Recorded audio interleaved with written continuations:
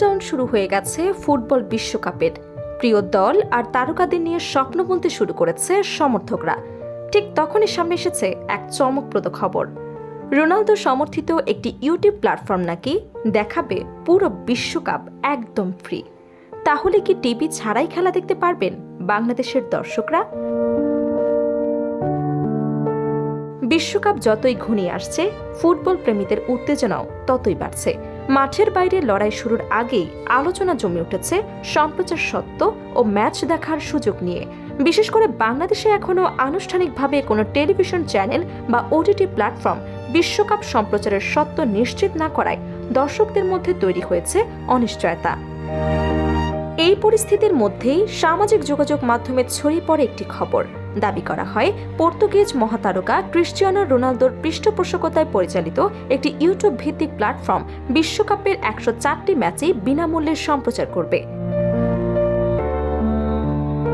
জানা গেছে, রোনালদো সম্প্রতি ব্রাজিল ভিত্তিক একটি স্পোর্টস মিডিয়া প্রতিষ্ঠানে বিনিয়োগ করেছেন। প্রতিষ্ঠানটি স্থায়ী সম্প্রচার অংশীদারিত্বের সঙ্গে চুক্তি করে ব্রাজিলের দর্শকদের জন্য ইউটিউবের মাধ্যমে বিশ্বকাপ ম্যাচ বিনামূল্যে স্ট্রিম করার পরিকল্পনা নিয়েছে।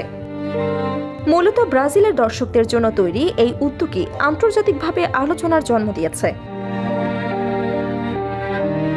তবে বাংলাদেশের দর্শকদের জন্য বাস্তবতা ভিন্ন। সম্প্রচার বিশেষজ্ঞদের মতে ফিফার আন্তর্জাতিক সম্প্রচার নীতি অত্যন্ত কঠোর।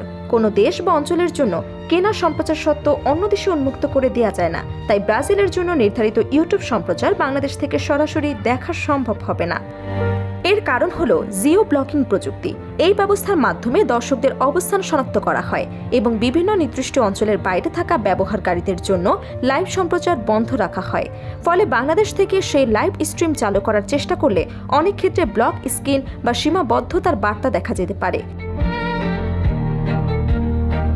বিশেষজ্ঞরা আরও বলছেন, সম্প্রচার সত্ত্ব রক্ষায় ফিফা এবং তাদের অংশীদার প্রতিষ্ঠানগুলো অত্যাধুনিক প্রযুক্তি ব্যবহার করে। আইপি ট্র্যাকিং, ডিজিটাল লোকেশন যাচাই এবং অন্যান্য নিরাপত্তা ব্যবস্থার মাধ্যমে তারা নিশ্চিত করে যে সম্প্রচার শুধুমাত্র অনুমোদিত অঞ্চলের মধ্যে সীমাবদ্ধ থাকে। এ কারণে অনেক দর্শকদের মধ্যে প্রশ্ন উঠতে পারে, ভিপিএন ব্যবহার করলে কি সেই সীমাবদ্ধতা এড়ানো সম্ভব? প্রযুক্তি বিশ্লেষকদের মতে বর্তমান অধিকাংশ বড় ক্রীড়া সম্প্রচারকারী প্রতিষ্ঠান উন্নত অ্যান্টিপাইরেসি প্রযুক্তি ব্যবহার করে। ফলে অনেক ভিপিএন সংযোগও শনাক্ত করা সম্ভব হয় এবং প্রয়োজন হলে সেই স্ট্রিমিং অ্যাক্সেস বন্ধ করে দেওয়া হয়। তবে বাংলাদেশের ফুটবল প্রেমীদের জন্য স্বস্তির খবর রয়েছে। সম্প্রতি বিশ্বকাপ সম্প্রচার সত্ত্ব নিয়ে যে অনিশ্চয়তা তৈরি হয়েছে, পরিস্থিতি এখন ধীরে ধীরে পরিবর্তিত হচ্ছে। জানা গেছে, সিঙ্গাপুর ভিত্তিক একটি প্রতিষ্ঠান বাংলাদেশের জন্য সম্প্রচার সত্ত্ব কিনলেও পরবর্তীতে সেটি আর স্থায়ী কোনো টেলিভিশন বা ডিজিটাল প্ল্যাটফর্মের কাছে বিক্রি করতে পারেনি। ফলে প্রতিষ্ঠানটি শেষ পর্যন্ত সে সত্ত্ব ফিরিয়ে দেওয়ার সিদ্ধান্ত নেয়।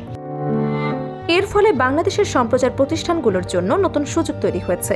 এখন তারা সরাসরি ফিফার কাছ থেকে উন্মুক্ত প্রক্রিয়ার মাধ্যমে সম্প্রচার লাইসেন্স পাওয়ার চেষ্টা করতে পারে। সংশ্লিষ্ট সূত্রগুলো বলছে, এ বিষয়ে ইতিমধ্যে বিভিন্ন পর্যায়ে আলোচনা চলছে। ক্রীড়াঙ্গনে একাধিক সূত্রের দাবি, বাংলাদেশ টেলিভিশন এবং দেশের ফুটবল প্রশাসনের সংশ্লিষ্ট ব্যক্তিরাও সম্ভাব্য সম্প্রচার ব্যবস্থা নিয়ে কাজ করছেন। লক্ষ্য একটাই, বিশ্বকাপ শুরু হওয়ার আগেই দেশের দর্শকদের জন্য বৈধ এবং সহজলভ্য সম্প্রচারের ব্যবস্থা নিশ্চিত করা।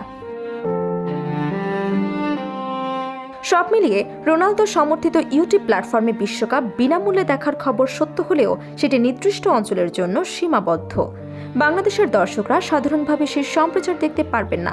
তবে হতাশ হবার কোনো কারণ নেই, কারণ বিশ্বকাপ সম্প্রচার সত্ত্ব নিয়ে নতুন সম্ভাবনার দরজা খুলেছে।